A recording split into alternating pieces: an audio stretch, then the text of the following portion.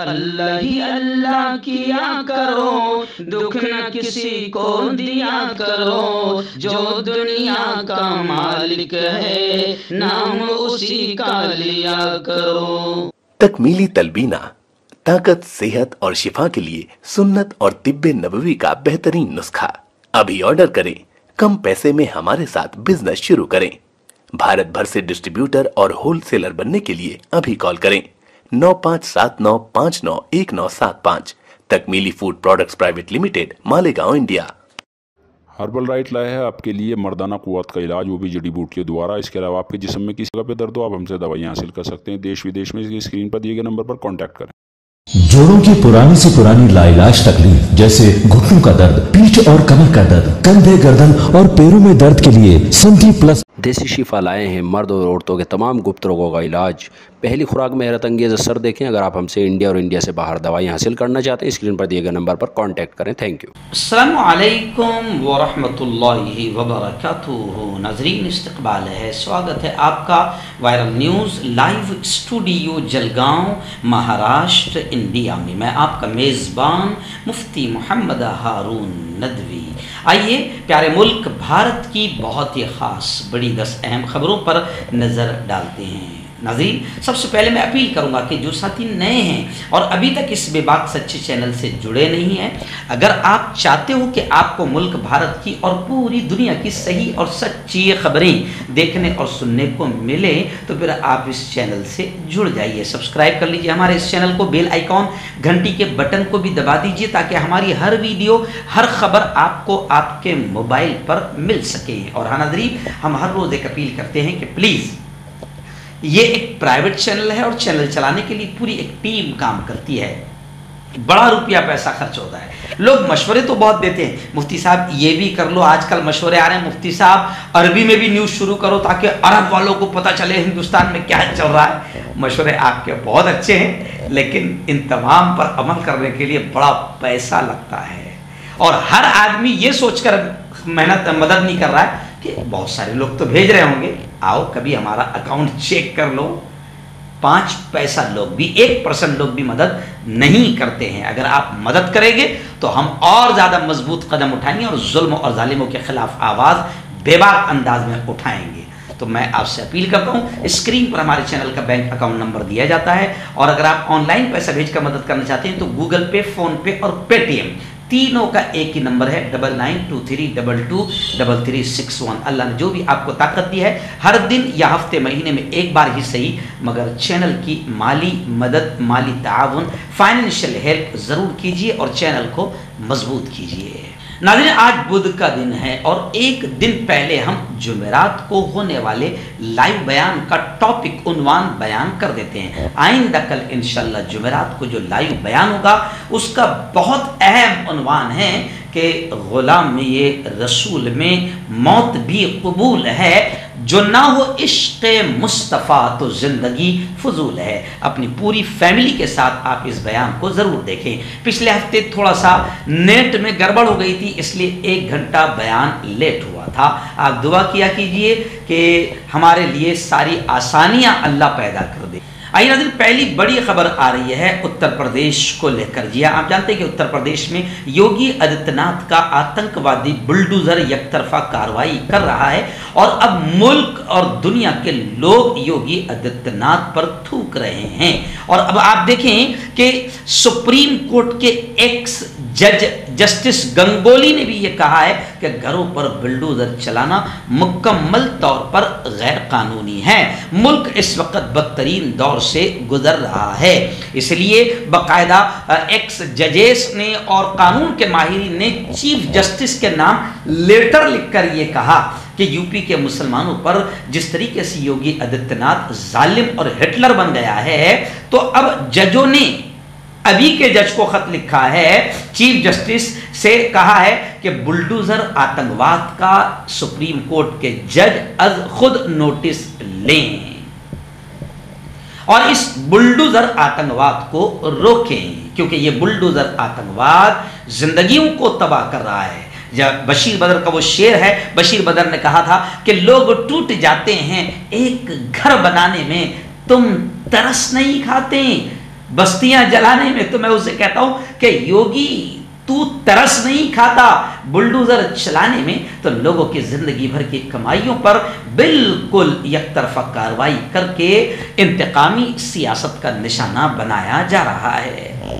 और आलमी सुन्नी सूफी तहरीक के बानी ने भी यह कहा है कि सेकुलर पार्टियां योगी के नाजायज आतंकी बुलडोजर को रोके, और यह भी कहा है कि बुलडोजर अगर एहतजाज और धरना करने वालों पर चल रहा है तो फिर गुस्ताखाने रसूल के घरों पर बुलडोजर क्यों नहीं चल रहा है। योगी आदित्यनाथ का यह आतंकी बुलडोजर गुस्ताखाने रसूल के घरों पर क्यों नहीं चल रहा है, क्यों खामोश है। इस वक्त मुंबई से हमारे रिपोर्टर मुफ्ती अबू अयूब ने बड़ी खबर भेजी है कि गुज़िश्ता कल राजभवन में एक तकरीब मुनक्किद हुई जिसमें खुद वज़ीर आज़म नरेंद्र मोदी मौजूद रहे और उनका ज़बरदस्त खिताब हुआ। वज़ीर आला CM उद्धव ठाकरे भी शरीक थे। उन्होंने कहा कि महाराष्ट्र के बहुत से शहर तरक्की के मराकज़ बन जाएंगे। वज़ीर आज़म नरेंद्र मोदी ने राजभवन में बरतानवी दौर के बुनकर में क्रांति गाथा ज़ेर ज़मीन हॉल और जलभूषण का इफ्तिताह किया और मोदी ने कहा कि हम एक बहुत अच्छी तकरीब के लिए इकट्ठे हुए हैं। जी हाँ, इस प्रोग्राम को लेकर अब सोशल मीडिया पर बहस भी छिड़ी हुई है कि आखिर ज़रूर ये भी बात हुई होगी कि मोदी जी इस आतंकी बुलडोज़र को, योगी के बुलडोज़र को रोको। और हो सकता है कि मोदी जी को शायद ये भी कहा गया होगा कि आप मुंह खोलो, क्योंकि आपके खामोश रहने से गुस्ताखान रसूल की हिम्मतें बढ़ती जा रही है और इन गुस्ताखों पर कोई कानूनी कार्रवाई और जेल के सलाखों में इन्हें ठूसा नहीं जा रहा है तो मुल्क की शांति अमन खराब हो रहा है। लेकिन लोग ये भी कह रहे हैं कि शायद इतनी अच्छी बातें मोदी जी से बिल्कुल भी नहीं हुई होगी। उत्तर प्रदेश के प्रयागराज से बड़ी खबर आ रही है कि प्रयागराज यानी इलाहाबाद में 5000 आंदोलनकारियों के पोस्टर लगाने की पुलिस तैयारी कर रही है।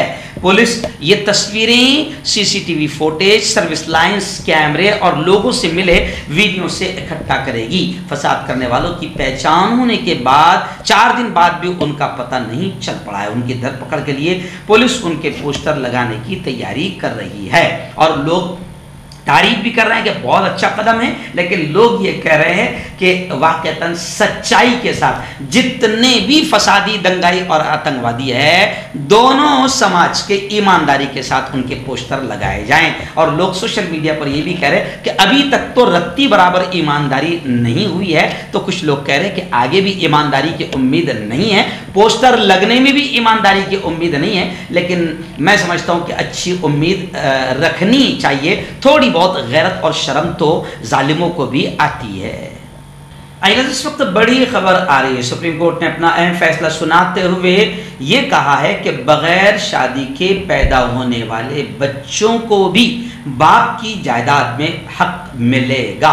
यानी बगैर शादी के पैदा होने वाला बच्चा भी जायदाद का हकदार है। सुप्रीम कोर्ट ने कहा कि अगर कोई औरत और कोई मर्द लंबे अरसे तक साथ रहते हैं तो इसे शादी ही समझा जाएगा और इस रिश्ते से पैदा होने वाले बच्चों को भी बाप की जायदाद में हक मिलेगा।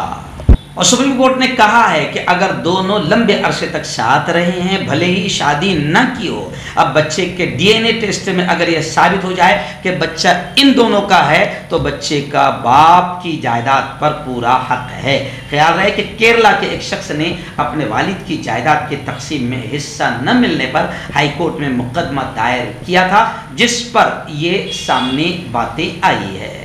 आइए इस वक्त बड़ी खबर आ रही है मुंबई से हमारे रिपोर्टर मुफ्ती अबू अयूब ने बताया कि जिस तरीके से एहतजाज और आंदोलन नुपुर शर्मा इस खबीस शैतान औरत की गिरफ्तारी के लिए हो रहे हैं और जिस तरीके से पूरे मुल्क में एक खबीस औरत को हुकूमत ने गिरफ्तार करके जेल में नहीं ठूसा, 600 मुसलमान जेल में चले गए कि इस एक शैतान को गिरफ्तार किया जाए, मगर शैतान को छोड़ा गया और जो लोग अपने जायज़ हक के लिए अपने धार्मिक आस्था को ठेस पहुंचाने की बुनियाद पर उस शैतान को गिरफ्तार करने की मांग कर रहे थे। फिर कुछ शैतानों ने उसमें गड़बड़ की और माहौल खराब हुआ तो 600 मुसलमान जेल पहुंच गए, मगर एक शैतान औरत और एक शैतान नवीन जिंदाल जेल के सलाखों में हुकूमत ने इनको नहीं डाला।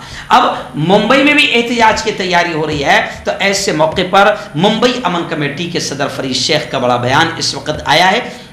उन्होंने कहा है कि मुंबई में मुसलमानों को एहतजाज आंदोलन से बचना चाहिए। मुंबई पुलिस कमिश्नर संजय पांडे से मुंबई अमन कमेटी के वफ्द ने मुलाकात के बाद मुसलमानों से ये अपील की है। मुंबई में पुरअमन हालात को ख़राब करने की शरपसंदों की साजिश, और उन्होंने कहा कि मुसलमानों को सियासी पार्टियों का आलयकार बनने के बजाय कानूनी कार्रवाई पर एतमाद रखना चाहिए। इस तरह का बयान अमन कमेटी के सदर फरीद साहब का आया है। लेकिन वहीं पर मैं आपको बता दूं कि एडवोकेट प्रकाश अंबेडकर ने यह ऐलान किया कि जुम्मा को यानी आने वाले जुम्मा 17 जून को पुरअमन तरीके से एहतजाजी रैली होगी। उसकी तैयारियां बड़े जोर शोर से शुरू है। प्रेस कॉन्फ्रेंस भी ली गई, जायजा मीटिंग भी ली गई, और प्रकाश अंबेडकर ने कहा कि हम कांग्रेस, एनसीपी और शिवसेना समेत तमाम पॉलिटिकल पार्टीज को इस रैली में शरीक होने की दावत दे रहे हैं।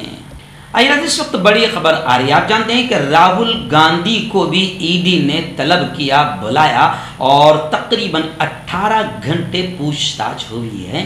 अब इसी को लेकर कांग्रेस कारकुनान बड़े गुस्साए हुए हैं और हर जगह धरने आंदोलन कर रहे हैं। गुज़िश्ता कल मुंबई कांग्रेस ने भी ईडी दफ्तर के बाहर एहतजाज किया और भाई जगताप ने बीजेपी सरकार पर हमला करते हुए कहा है कि बीजेपी इस वक्त ईडी और जांच एजेंसियों को कठपुतली की तरह, पालतुओं की तरह इस्तेमाल कर रही है अपनी अपोजिशन पार्टियों के लीडरों को दबाने और कुचलने के लिए। वहीं पर उन्होंने कहा कि बीजेपी सरकार अपनी नाकामियों को छुपाने के लिए ईडी को आगे करके कांग्रेस को बदनाम करने की कोशिश कर रही है, इसलिए जगह जगह आंदोलन हो रहे हैं। इमरान प्रतापगढ़ी जो अल्पसंख्यक विभाग के राष्ट्रीय अध्यक्ष बनाए गए हैं माइनॉरिटी के, उन्होंने भी बाकायदा राहुल गांधी की गिरफ्तारी को, राहुल गांधी के ईडी की पूछताछ को लेकर गुस्से का इजहार किया और जोरदार आंदोलन किया। लेकिन इमरान प्रतापगढ़ी के फोटो सोशल मीडिया पर मुसलमानों की जानिब से इस तरह शेयर किए जा रहे हैं, लोग कह रहे हैं कि ये वही इमरान प्रतापगढ़ी है कि जब बड़ी पद पर बैठा दिया गया, माइनॉरिटी का अध्यक्ष बना दिया गया,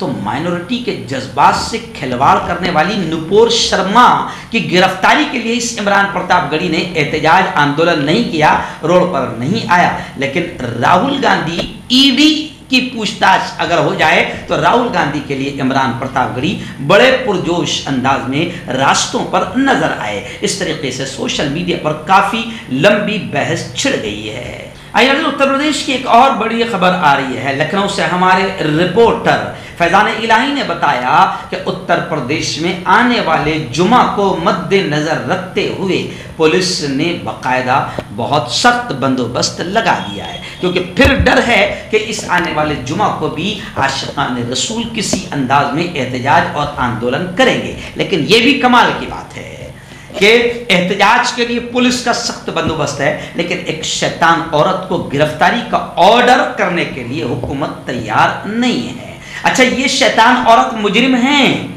और मुजरिम हैं इसीलिए पार्टी ने बाकायदा अपनी पार्टी से निकाल दिया है, बीजेपी ने, मोदी जी ने। लेकिन इसके बावजूद भी कानूनी कार्रवाई करके जेल के सलाखों में एक शैतान औरत को डालने को तैयार नहीं। अगर उस एक शैतान औरत को, अगर उस एक शैतान खबीस औरत को जेल के सलाखों में डाल दिया गया तो मुल्क में अमन आ जाएगा। लेकिन उस एक औरत को जेल के सलाखों में नहीं जाना चाहिए, चाहे उसके लिए पूरे मुल्क में एहतजाज आंदोलन हो, सैकड़ों मुसलमान जेलों की सलाखों में चले जाएं या सैकड़ों मर जाए, हुकूमत को यह चलेगा, क्योंकि इससे तो और ज्यादा फायदा होगा कि मुसलमान रोड पर आ जाएं। इसलिए हम मुसलमानों से भी कहते हैं कि मुसलमानों थोड़ा अक्ल और होश के नाखून लो और शैतानी साजिशों को कामयाब होने मत दो।